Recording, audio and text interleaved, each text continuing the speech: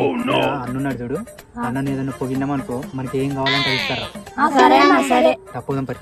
అన్నా ఏం చేస్తున్నావు అన్న? ఏం లేదు కూర్చున్నాడు అన్నా. నువ్వు నిన్న కార్ నడిపినావు చూడన్నా, మస్తు నడిపినావు అన్నా. ఇట్లా ఇట్లా కట్టుకొచ్చినావు చూడన్నా, మొత్తం అచ్చులు పడ్డాయన్నా, మస్తు పడ్డాయి అచ్చులు. ఎప్పుడు రసూలే రారా మీరు? నువ్వు గదేం చూసావన్నా? మన రోడ్ మీద పోతుంటే బండి